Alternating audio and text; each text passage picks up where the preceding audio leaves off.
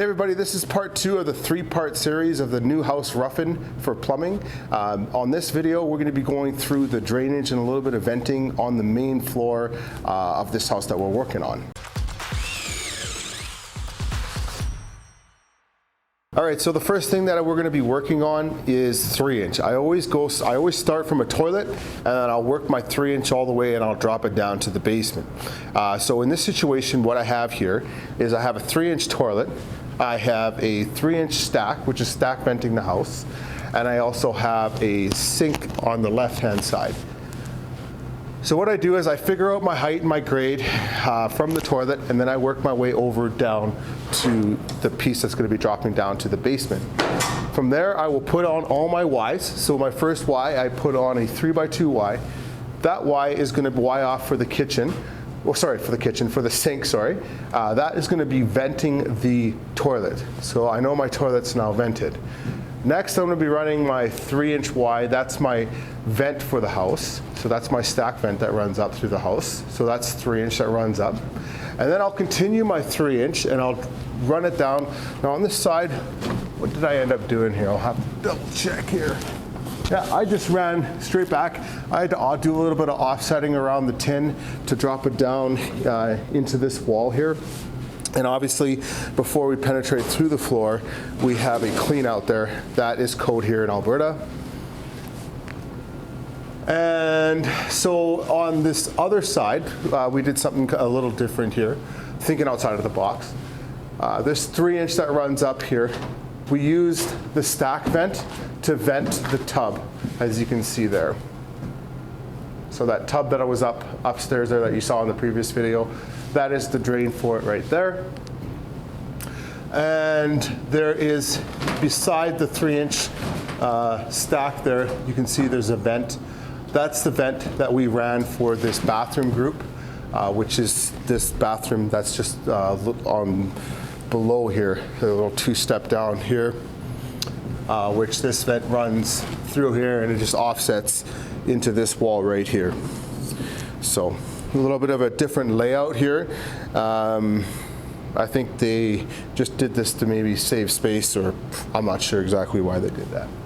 So we're going to move on to this one right here. This is that laundry that we had upstairs. This laundry is just a drain. It's not going to be wet venting anything. We try to use wet venting as much as we can. Saves a lot of pipe and saves a lot of time.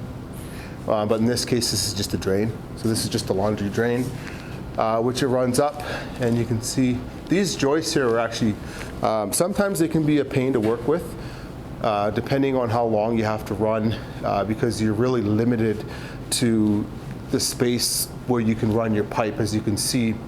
But the upside to these joists is that you don't have to drill. So if you can find a spot where you can run your plumbing through, and it's not interfering with any tin, keep in mind, we're always looking at where's the tin guy going to run, because we don't want to cut him off. Especially in houses like this, because sometimes we'll just end up cutting our plumbing out and we got to come back and fix it or move it or whatever, right? So anyways, so this laundry, really easy. We just ran it through here, 1/4 inch per foot, 2-inch drain, runs up through there. Pretty simple. Beside it here is 1.5 inches. So that is the indirect drain that we ran for the laundry. So that drain runs, I just found the easiest wall for me to run down. Keep it simple. We could use 90s on this, it's just an indirect drain. It's more, hopefully it never gets used. But in the case that it does, everything's glued, it's all good. Doesn't really need any like 45s or anything for cleaning out. You never run a snake through it, so you can run 90s, whatever, through it. So as long as it's, as long as it runs back to the mechanical room. So over here on this side, stuff out of the way. Good thing we came back here because we forgot our knee pad. So here on this bathroom, if you remember upstairs, there was a toilet. So I always start with the toilet, like I said before. Here I was actually going to keep it high with a fitting 90, but I ended up figuring out that that wasn't going to work. So I just brought it down with a hub 90 there. Come over, bend over. I'll run my 3-inch first, so I just ran my 3-inch, So I did a 3x2Y, turned it over. I'll show you on the other side there. But this 3x2Y is for that shower, and that's the shower base that they don't have here right now. And as you can see, it runs up through the wall all the way up in 2-inch. That 2-inch above there is just an 1.5-inch vent that ties into it. So that's just, that shower there is venting the toilet. So over here,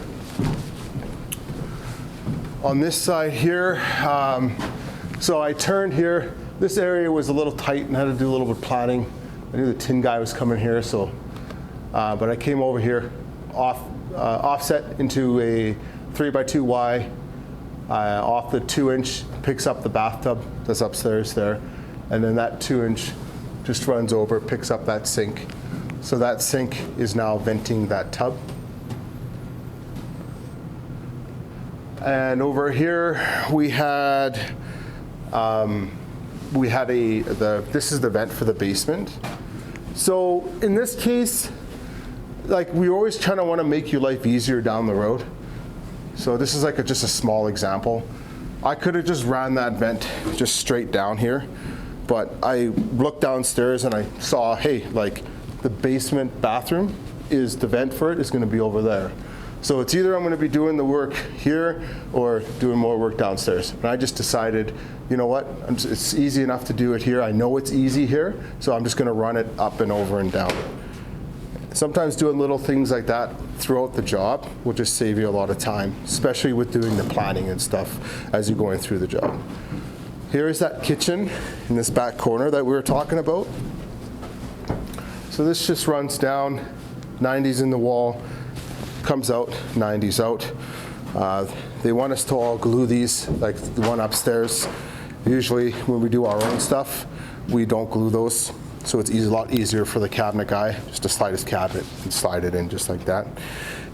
We also put a piece of strapping here so that when you do glue when you do move this around, it doesn't move around like crazy. So, and it also holds it in place where it needs to be, dead center of that drain below it.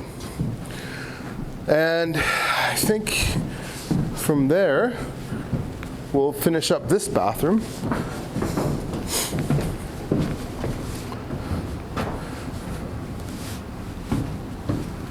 So yeah, when you're, I would say the biggest thing when you're doing anything like this is you always want to plan ahead. You always want to kind of envision your pipes in the walls, kind of where they're going. Never take for granted that where you're drilling your hole is not going to be a joist. Where you're drilling your hole is the right spot, like down the road. So you're always, if you're up here, you're looking at this, you're going, okay, and then you run downstairs quick, take a look, and you go, okay, well, this is going to run over this way, whatever. So you never just kind of randomly drilling holes in just places. Most of these holes have been planned, that we've drilled. They need some sort of planning. Anyways, so in this bathroom here, we just have a sink in this corner here, just stubs out, and toilet is over here. Pretty basic. This is just a half bath, so it's nothing too special. And pretty sure I covered everything on this main floor. If you guys have any questions, don't forget to leave the comments below if you guys have done something a little bit different, or if you have any suggestions, please leave us a comment. All right, everybody, thanks for watching our video. If you have any questions or comments, don't forget to leave them below. Also, if you are a new business owner and you're looking into doing some quoting, or you're struggling doing quoting and estimating, we've created a little mini course, and it also comes with a quote template. Check it out in the link in the description below. Other than that, thanks a lot for watching, everybody, and we'll see you on the next one.